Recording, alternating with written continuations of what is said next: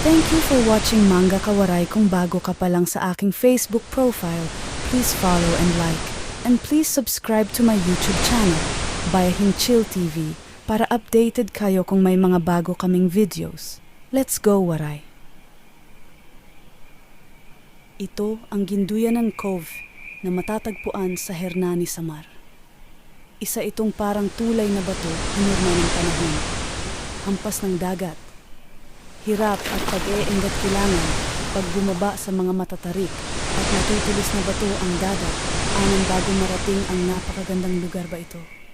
Masarap maligo dahil napakalinis ng tubig, dito kulay asul.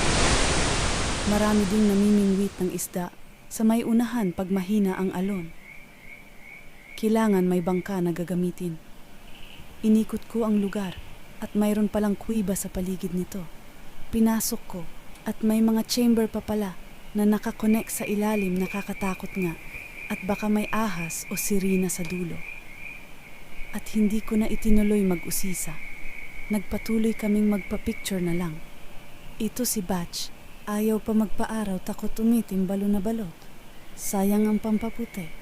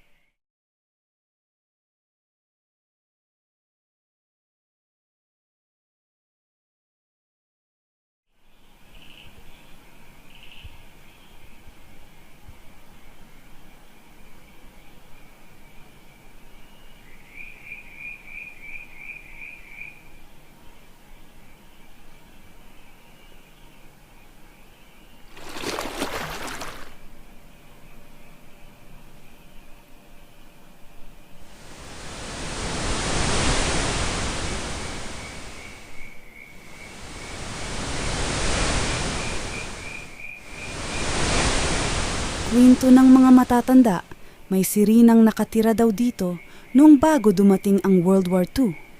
Dahil sa kaguluhan at pagkawasak ng mga kapaligiran dahil sa bomba at mga Haponis. Bigla na lang silang nawala sa lugar na ito. Gayunpaman naiwan itong undiscovered for so many years. Untouched.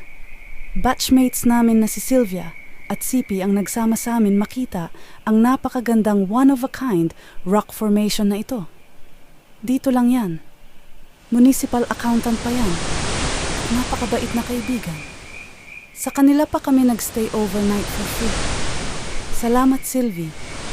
Siya nga pala yung nawawalang mga sirena ay mga bakla pala.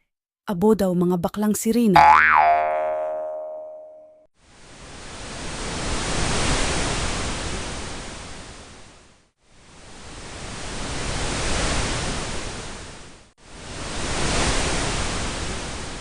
Bago magtapos ang video na ito, ay makisoyo pong mag-follow and like at mag-subscribe sa aking YouTube channel, ang Biyahing Chill TV.